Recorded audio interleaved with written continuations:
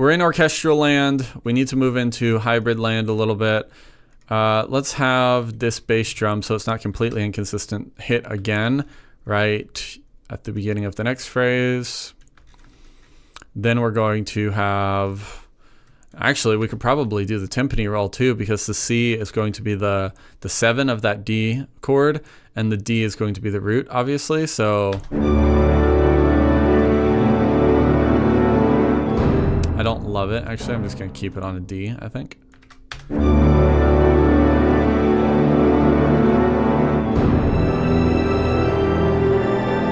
Yeah.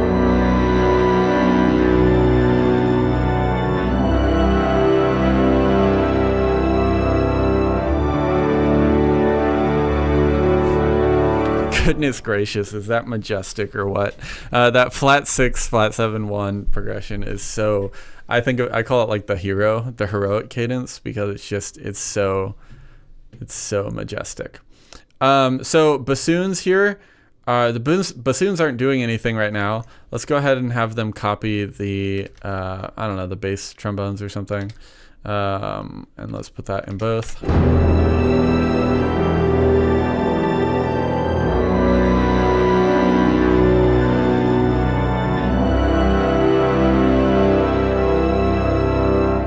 Make sure my flutes are doing the same stuff for that. We don't actually have piccolo doing anything right here, which is fine. On the latter half, I could probably have the piccolo double exactly what the violin 1 is doing, way on top.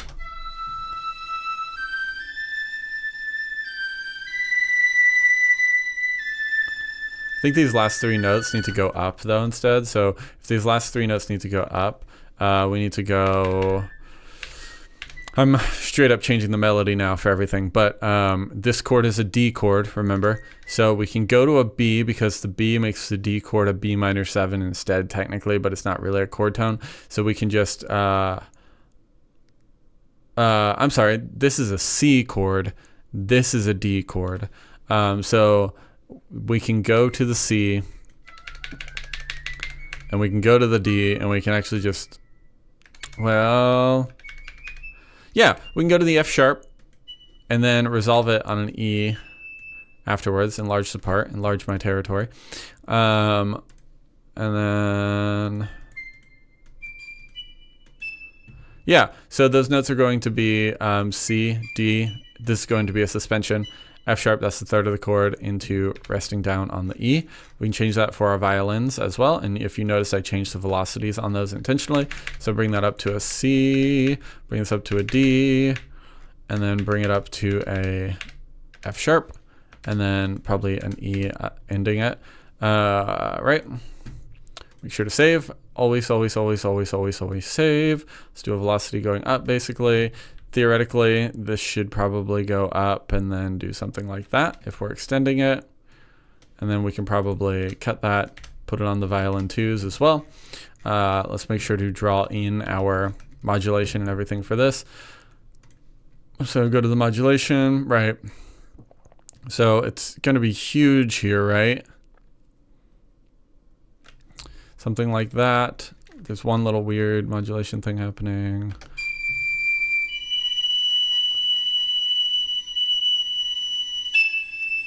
I don't like that note being so strong. I think that one's going to want to rest on the piccolo a little bit. And then, so let's just figure out the last note for every single instrument here. So if that's going to D, that can go up to E, or it can go down to like B, just for the sake of it, just to be the 5th, which I don't hate.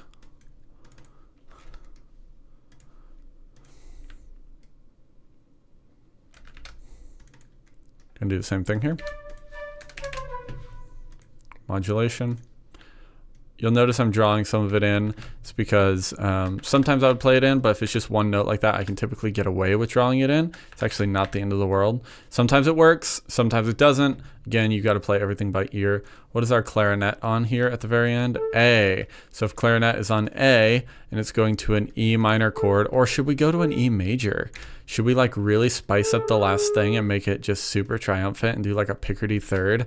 That'd be really interesting. So let's do it. Let's do a Picardy third, which a Picardy third is ending a song or a piece of music on the major instead of the minor so that people don't leave feeling depressed. So let's do a little picardy third here. And that actually is going to be kind of an important note. I don't want it to be super strong velocity, but that is an important note. So then the bassoon, copying that, A. Let's have the A hit that G sharp, I think. No, it's too low. I'll have it go to the E. Or the B, be the third of the chord. B, the third of the chord, right? Now, modulation. Theoretically, if I remembered what I had copy and pasted, I probably could have just done this for same for everything. I'm pretty sure this is a copy and paste. Yeah, this is a copy and paste because that's a bassoon. And then this, same deal, actually, technically, but I'll just draw it in real quick. So that's going to be on the fifth of the chord. Probably don't need it on a very super strong B. Extend it. This should be on an E. Yep. Or, yeah, that'll be cool to end it on the low octave instead. Extend that. Ooh. Don't do that. Make sure your hotkeys are correct. Extend it. Right, right, right, right, right. Basses. Same ordeal. Bring it to the E. Probably the dropped octave one. Make sure you get your expression in there. Draw it all in. Always, always, always want expression. This is going to go up to the fifth of the chord.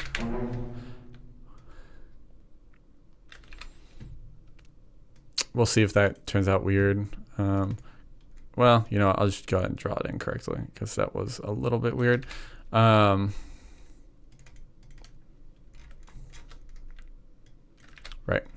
Don't need that.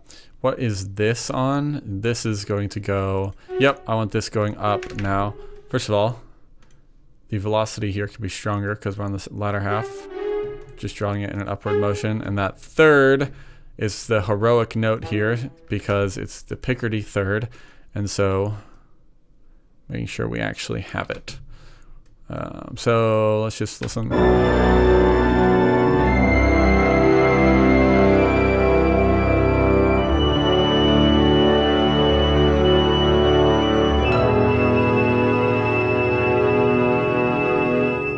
Something played really weird there. Oh, it was the harp. The harp hitting all stupidly like I programmed it to. Let's have it hit as like how a harpist might actually play it.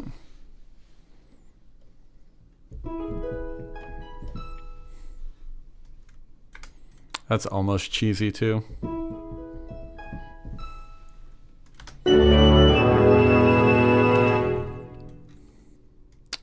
Too cheesy? Pretty dang cheesy. Let's just have them hit like just a simple.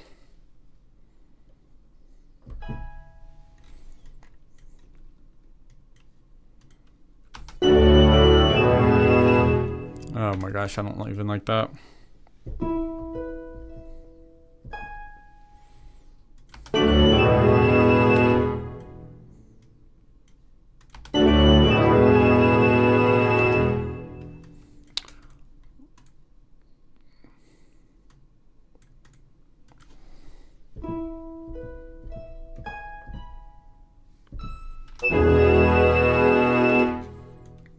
That's what I want in triplets.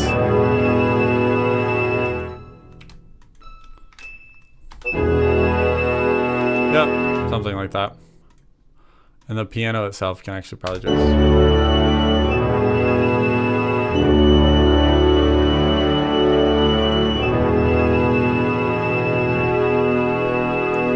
Yep, all I did was like an E chord there, basically. E major, yep. And I need to make sure that the sustain pedal is doing the sustain pedal thing. These are all of the minute details to really good programming and make sure all of your programming and everything is good. You see how much time you save when you actually play things in versus drawing it in though? Because when I'm stuck doing stupid stuff like that, annoys the crap out of me. So this is going to go for, yeah, something like that. I don't know. For now. Great. So we have basically everything doing stuff. There's probably some instruments I'm missing. Let's start actually making this hybrid-y. And we have some room for other brass because we haven't used our French horn or anything else like that. But let's do some hybrid stuff. So I think what I want to do is really, really big percussion here. So if we're doing really, really super big percussion, I'm going to go to like damage.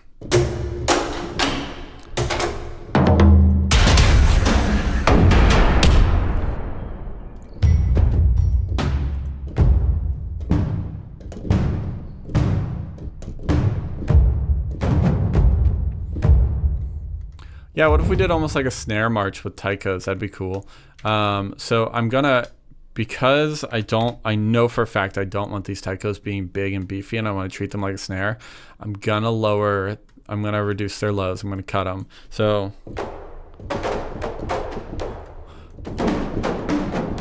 yeah, so it's gonna be something like that instead.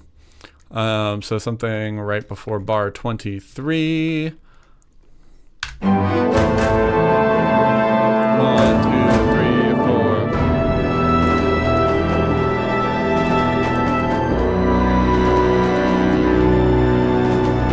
All right, I got it like the first 3 times, but I didn't get it the other times.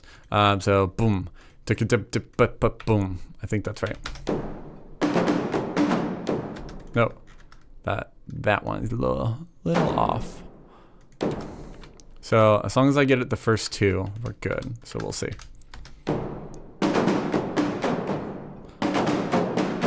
Yeah, then you can just repeat that basically for the whole thing. Then I know we did a big bass drum, but I want something even huger. So I want...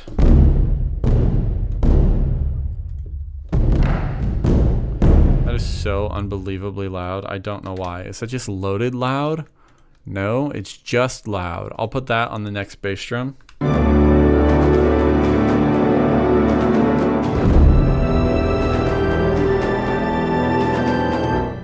Yeah, quantize that. There's something processing. I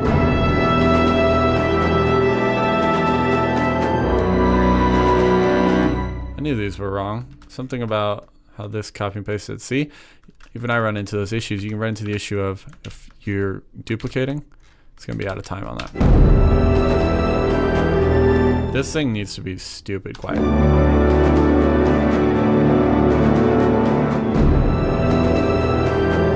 Get some toms maybe.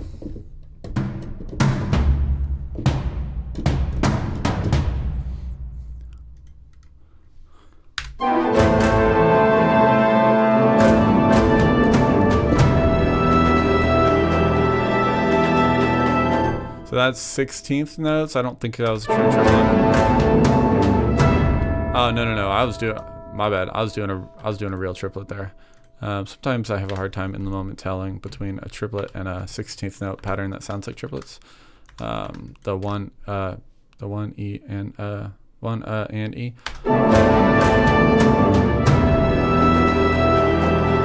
Yeah. Do da ba da boo. Yeah, that's kind of that whole idea is working pretty well. So I'm just gonna take that to the end probably. Do that right there. I'm just copying and pasting ideas. So make sure that's right there. Is that where that should be? Yes, that is where that should be. But then we need another one right here, don't we? Then we need another one. Oh, I'm doing it. Am I doing it every 2 bars or every 4 bars? 4 bars. So 1. I mean, we can do it every 2 bars if we want in this next section.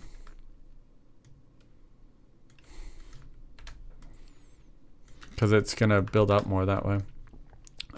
Cool. Next thing that I would do is I would absolutely have a swell into this that isn't just orchestral. Right. So if we want to do a swell, we're going to actually get into like little bit of very, very basic sound design stuff. So what I want is a cymbal from something.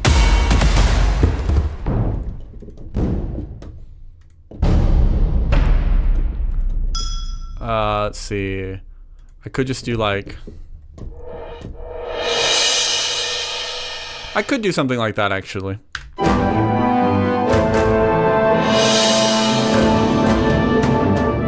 Right, so that's not right on the money.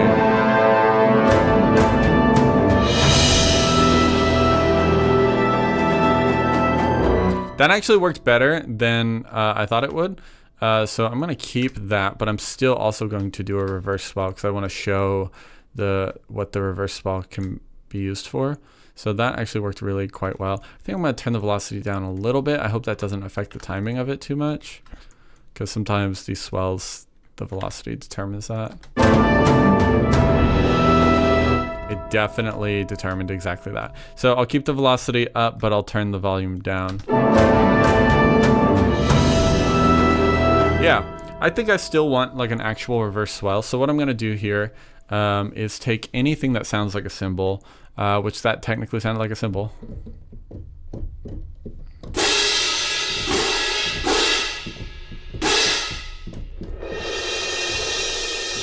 I just want like a hit.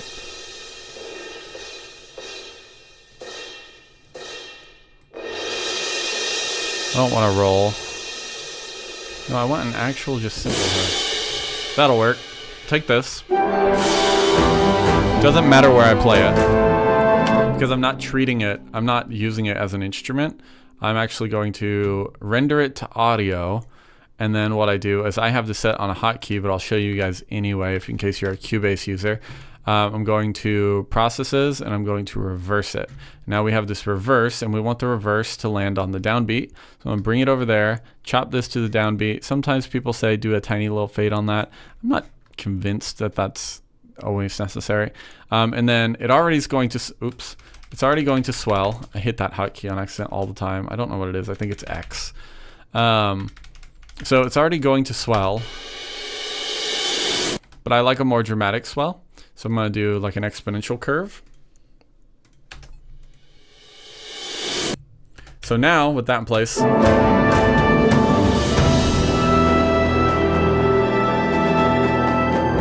actually these are slightly late now and it's becoming apparent.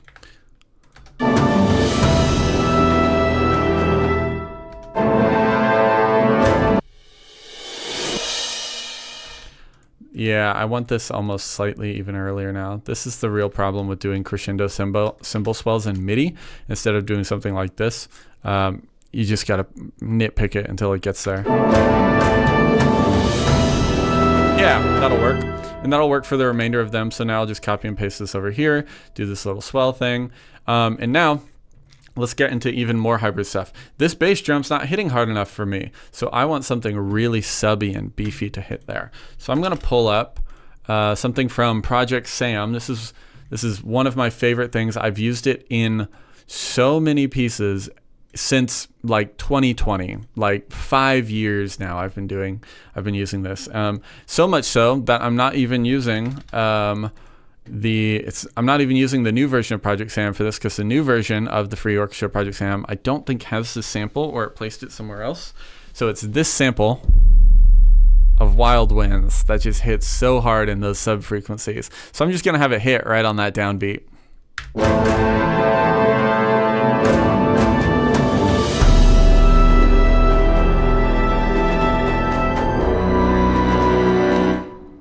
Yep. Wild Winds. And then I'll probably duplicate it on the next spot too. It could maybe be a little bit less quiet there, or less impactful, because it's a transition. The transition one, the first one, could be a little bit stronger, because we know that the transition is, or we want to make the transition stronger. But the second time we've already heard it. One of my teachers a long time ago always said, if you're going to repeat something, you have to question why you're repeating it, because we've already heard that. Here, it makes sense to do it in the second phrase, but we might as well bring it down a little bit so that the other stuff can sing and get attention here. So, same thing is right here halfway through. we don't have a new instrument come in. So let's see if we can get like some extra percussion come in or something.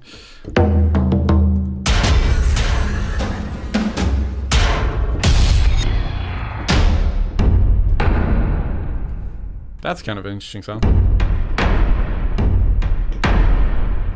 Oh, I don't know. We're gonna get really experimental here.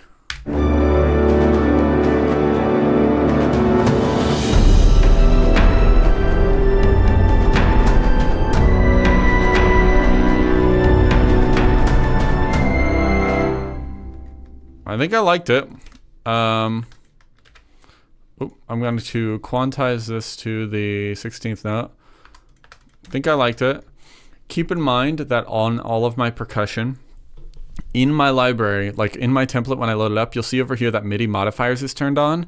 And I have somewhere. Am I lying to myself? No. I have the position and the velocity to randomize themselves up and down a little bit. So for velocity, it's up 4, down 4, 4. Velocity position, it's up 3, down 3. So that every time this plays, it's not playing it right to the grid. So I can quantize all of my percussion, but it's not actually quantizing it, and the velocities are slightly different, even if I have the same velocity through and through. Like even if I had everything at absolute max capacity, which is pretty common for me to write percussion like that, honestly. Even if I was doing that, it's going to change them and alter them to make them sound more realistic in terms of the percuss. I'm just gonna have that hit the last one pretty hard. And actually, yeah, let's have me hit that one too. Yep, just for that last hit. Cool. This one probably also wants that last hit. Hit everything there. Cool. We probably want this little roll here on the very last hit too. It's that last hit on bar 39. Yeah, cool. Tubular bell. That is just hitting, isn't it? Let's just, I don't know. Let's just have the tubular bell hit with everything else that's hitting right there. So E. Actually, you know what? We might as well do it on the actual chord changes. So that's an E. That's going to be a B, C, D, E. So see, sometimes I don't play everything in, I just write it out.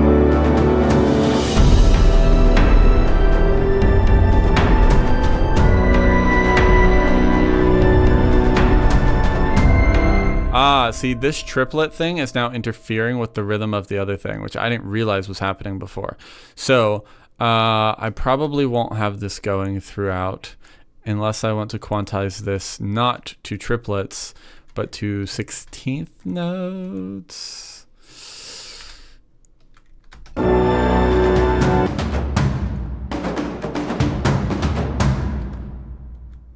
That's okay. I think it needs to be this pattern if we're... Yeah. So it would have to be something like this. Yeah, something like this instead. Which I don't mind doing. That rhythm is, yeah. So then the question is, do I change it here? I actually don't think so. And the reason for that is people are gonna feel it, but they're not gonna feel it in the sense of like it changing completely. They're gonna feel it as in it changed completely. You know what I mean? They're not going to notice it. It's more of like, hey, it's slightly different. That's interesting.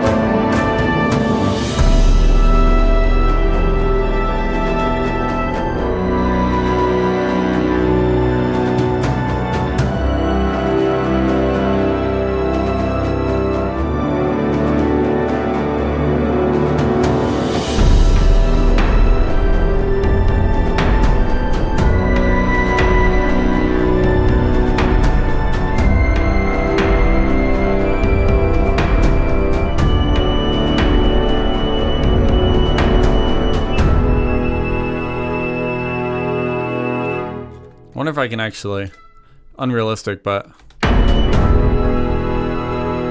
of cool. I might keep that there just for the coolness factor of that. So let me actually go ahead and flesh out the whole orchestra a little bit so I can move just to hybrid stuff. It's not typically how I would do it, but let me just make sure here at the end I have everything playing, basically. So I have piccolo, I've got flutes, I don't have oboe. I think the oboe can probably double what the clarinet's doing, especially because the clarinet now has slightly spicier notage to it. So let me copy that and put that in the oboe legato and the oboe right there.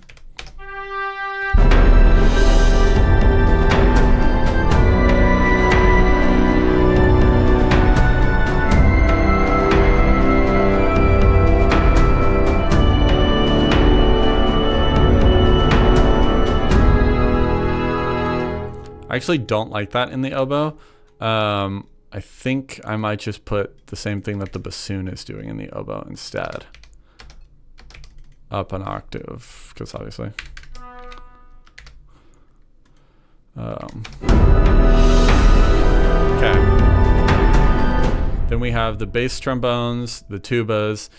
So the tenor trombones should obviously just be on like the 5th of the chord, which is what this is already doing. So I'm going to have my tenor trombones and my bass trombones now doing the same thing.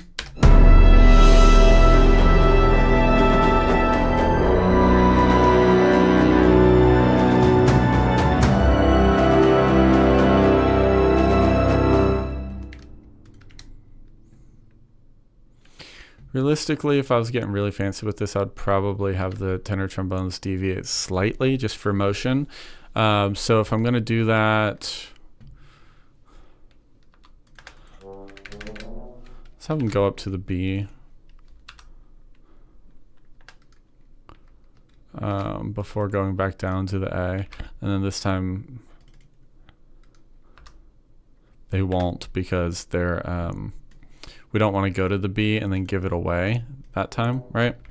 So we're going to do all that.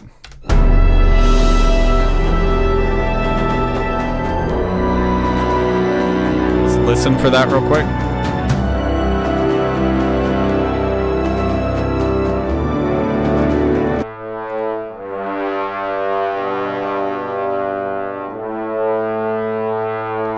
Yeah, I wonder if I can actually bring the whole trombones up an octave without disrupting too much.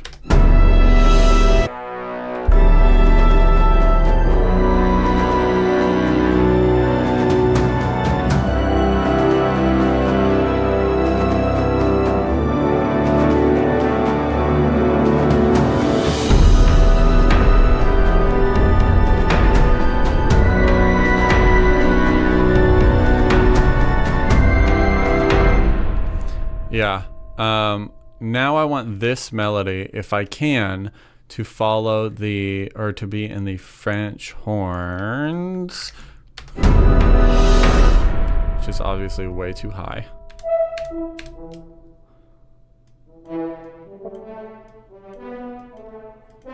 We'll see.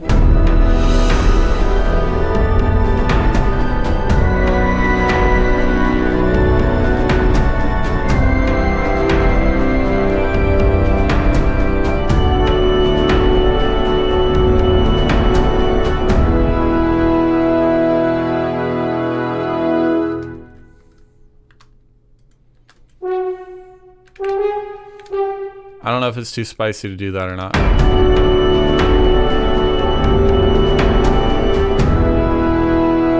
I actually really like that. And I wonder, do a chromatic walk up?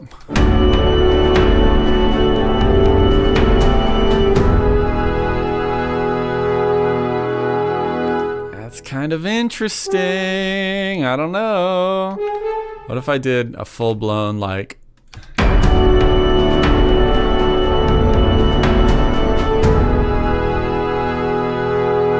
yeah, that's pretty sweet. I think that's pretty sweet. So I'll just put that in the solos too. And then the trumpets, for the trumpet, I'll have them just probably do a,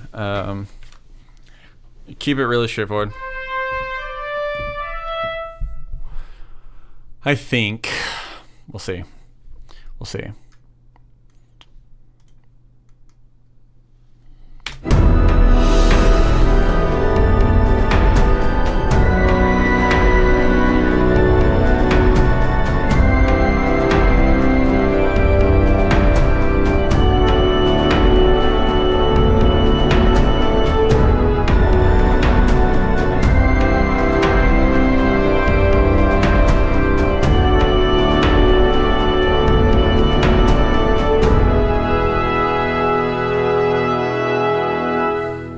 Yep, just keep it really straightforward.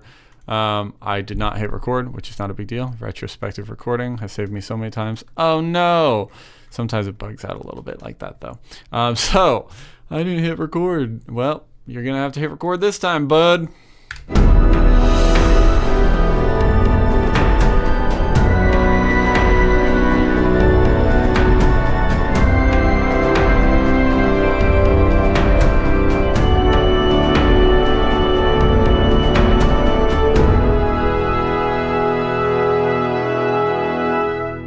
Yep. Okay, I'm gonna go ahead and put that in there as well. So we've got the solo trumpets, we've got the T-bones, we've got all of that, all that happening. We've got the tubas, we've got all the things, all the layers, everything's happening. We've got the strings, the percussion, the cello. Yep. Okay, so we basically got everything going here in the full orchestra. And now, let's see, how long have we been going on this? We have been going on this for an hour and a half. Great. So we're going to keep going, and we're going to move into, we've already moved into the hybrid stuff a little bit. Let's move into the hybrid stuff a lot of bit. So now that we're full orchestra, let's listen to our whole first half again.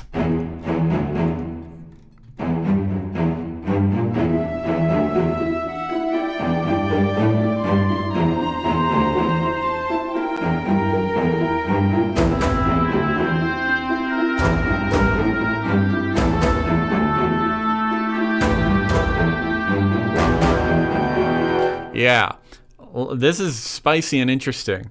So first things first, I probably want some like pad texture. So let's see if we can just find something interesting. That's kind of interesting. I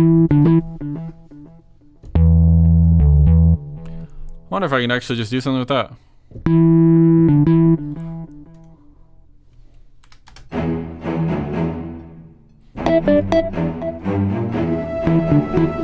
Now we're getting too spy thrillery. I don't want to do that. Let's come up with like an actual pad texture. So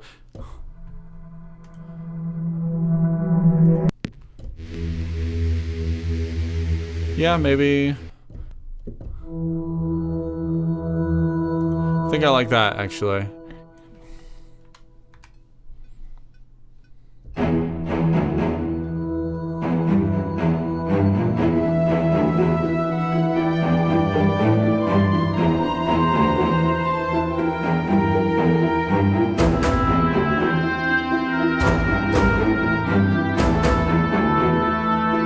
Chord change.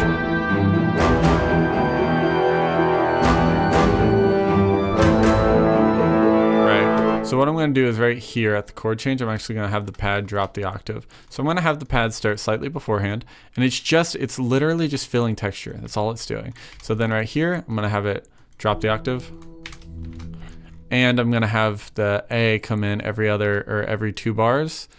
So instead of that, I'm going to duplicate that. Cut this down to here. So that's going to be an A. Yep. And we're just going to duplicate that until the next real phrasing, which happens basically immediately.